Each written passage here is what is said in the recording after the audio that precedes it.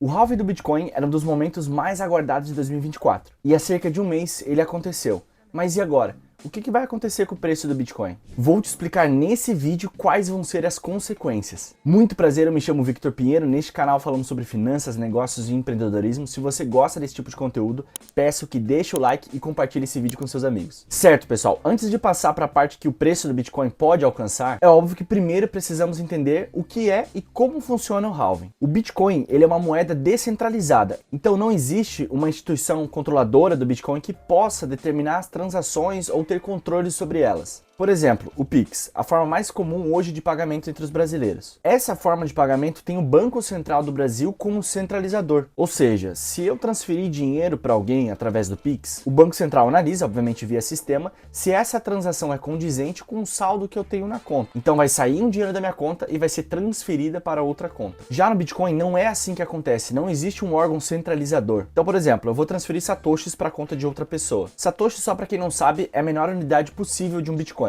E aí, basicamente, o que acontece? Existem diversas pessoas que estão utilizando o poder computacional das suas máquinas, dos seus computadores, para aprovar essas transações e ver a veracidade daquilo que está acontecendo, daquela transação realmente que está acontecendo. Antigamente, as pessoas utilizavam os próprios computadores para fazer esse processo de validação, usando o processamento da placa de vídeo. Quem não lembra quando o preço das placas de vídeo aumentou muito? Era justamente devido a essa alta procura por placas para fazer o processo de mineração. Hoje em dia acaba sendo muito mais complexo, tem pessoas que têm fazendas de mineração, né? Então ambientes inteiros com diversas máquinas para realmente fazer esse processo de mineração, que eu já vou explicar um pouco mais sobre isso, e validação das transações entre pessoas com suas criptomoedas. E obviamente as pessoas que estão minerando, elas não estão fazendo isso porque elas gostam, porque elas acham legal, é porque tem uma recompensa em cima dessa mineração. E essa recompensa é justamente em Bitcoin. Só para vocês se situarem, no Bitcoin a gente tem um sistema de blocos. E como que isso funciona? Para cada bloco minerado, temos a efetivação de uma transação. Quando você vai mandar Bitcoin de uma carteira para outra, não funciona como é o Pix, que é instantâneo. Você manda, a pessoa já recebe exatamente no mesmo segundo. No caso do Bitcoin, um bloco pode demorar até 10 minutos para ser minerado. Então essa transação de negociação entre você mandar o Bitcoin para uma pessoa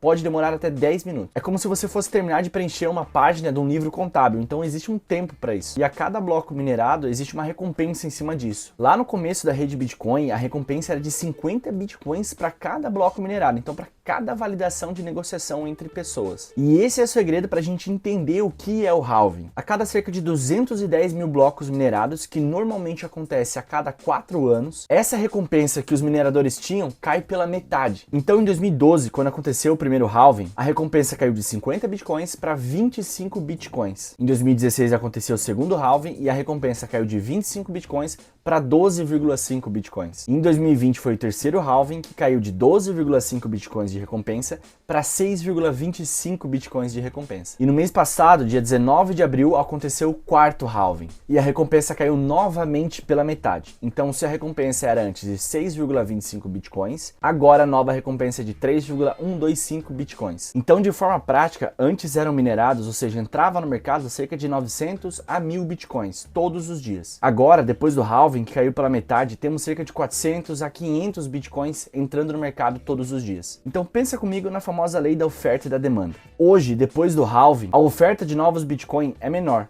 Então a inflação do Bitcoin vai ser ainda menor. E se nós temos uma demanda crescente de mais pessoas querendo entrar no mercado, querendo comprar Bitcoins, consequentemente o preço vai acabar subindo. Outro ponto é que o halving acaba sendo um evento de marketing para o Bitcoin. Então aparece na TV, no jornal, em canais especializados, canais de vídeo falando sobre isso, reportagens, entre outros meios que fazem com que as pessoas acabam conhecendo sobre isso. Agora vamos lá, vamos entender o que aconteceu com o preço do Bitcoin após cada halving. Vocês podem ver por esse gráfico que é representado na linha pontilhada laranja. Então lá em 2012, depois do halving até o pico de preço, ele subiu mais de 9.300%. E em 2016, após o halving até o pico de preço, ele subiu cerca de 3.100%. E só para situar vocês, esse gráfico está numa escala logarítmica. Então a distância do número 1 até o 10 é a mesma do número 0 até o 100. E podemos continuar. Do terceiro halving, imediatamente após ele, até chegar no seu preço de pico, o preço subiu cerca de 700%. E só para deixar bem claro, pessoal, só porque porque o halving aconteceu,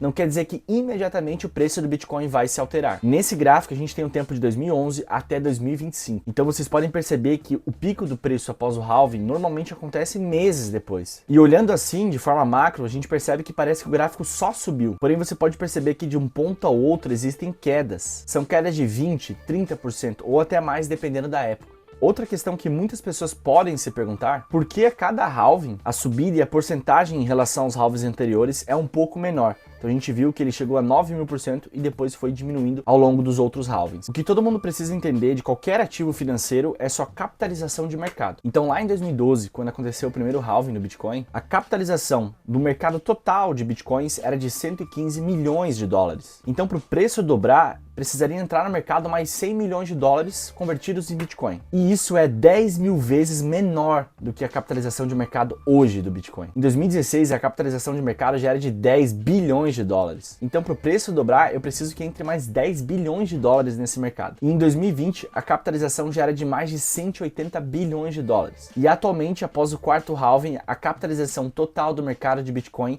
é de 1,2 trilhões de dólares. Então é por conta disso que a cada halving que acontece, a simetria do preço e a valorização tem sido cada vez menor. Mas atualmente temos sim fatores decisivos que podem fazer com que o preço do Bitcoin suba e suba muito, que é justamente os ETFs de Bitcoin. Então para mim, para você comprar Bitcoin é bem simples, basta eu ter uma carteira, uma exchange e eu vou fazer a compra desses Bitcoins. Porém, pensa no seguinte, grandes instituições ou grandes fundos de investimento, family office, para poder comprar em Bitcoin é mais complexo, já que eles movimentam muito dinheiro. Muitos fundos de investimento não investiam em Bitcoin, pelo menos até o momento, justamente por conta dessa barreira, dessa dificuldade de você conseguir comprar essas criptomoedas. Muito também por questões de segurança, já que esses fundos teriam que fazer a custódia das suas criptomoedas também. Porém, agora, com a aprovação dos ETFs, você consegue, através da Bolsa de Valores, só digitando um código referente ao ETF de Bitcoin, vão conseguir também comprar, ou seja, grandes fundos, family offices e pessoas que realmente têm um acumulado muito grande de capital vão conseguir entrar no mercado de criptomoedas através dos ETFs. E quem vai se preocupar com a custódia dessas moedas vão ser os grandes gestores, como a própria BlackRock. Então agora nós temos um novo player na jogada, pessoas com muito dinheiro comprando cada vez mais Bitcoins ao redor do mundo. Outro ponto que muita gente gosta de comparar é justamente o Bitcoin com o ouro. Por conta da escassez, falam que o Bitcoin seria o ouro digital, mas existe um fator de diferença entre essas duas reservas de valor e faz com que o Bitcoin seja ainda mais escasso do que o ouro. Para entender é simples, pensa no seguinte, o preço do ouro dispara, então ele está nos valores máximos. E nesse ponto, grandes escavadoras, mineradores, eles vão realmente buscar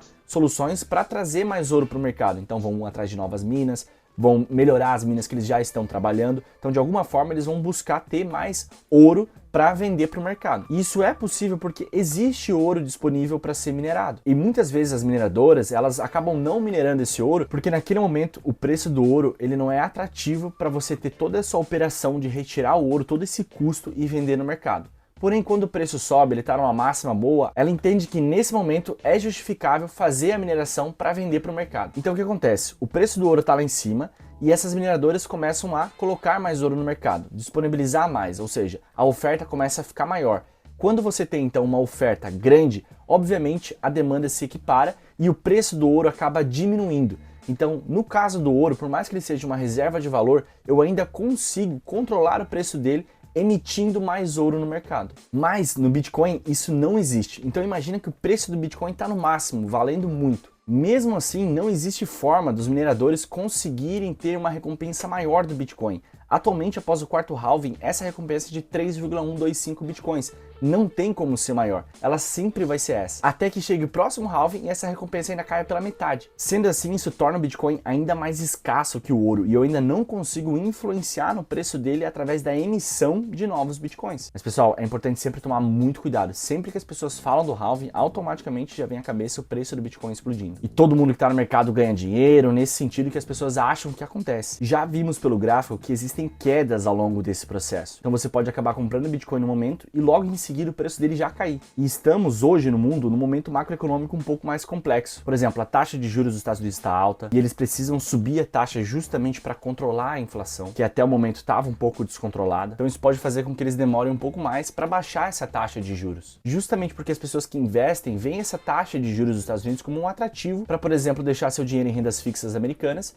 porque está com uma taxa de juros alta e você não está se expondo tanto ao risco. Então faz com que ativos que são mais voláteis acabem não recebendo tanto dinheiro das pessoas. Na perspectiva dos analistas em 2024, era que a taxa de juros diminuísse. Mas como a inflação americana ainda está um pouco descontrolada, eles acabaram não diminuindo essa taxa de juros. Então o mercado acaba ficando um pouco com dúvida do que vai acontecer daqui para frente. Outro fator que acaba influenciando também em rendas variáveis são conflitos e guerras. Recentemente, no ataque do Irã a Israel, fez com que as criptomoedas caíssem e muito, inclusive as próprias altcoins. Sendo assim, todo o cenário macroeconômico, principalmente a economia norte-americana e conflitos mundiais, influenciam diretamente nos investimentos de renda variável. Então, quando chega o halving, não quer dizer que instantaneamente o preço vai subir, já que a gente percebe que existem condições macroeconômicas que também vão influenciar no preço. Mas é importante sempre entender a lei da oferta e da demanda. A oferta para o Bitcoin está menor, a demanda cresce cada vez mais. A consequência em médio prazo é, sem dúvida nenhuma, o preço do Bitcoin subir. Então, quando o mercado perceber que os juros está caindo e os investimentos de renda variável estão ficando mais atrativos,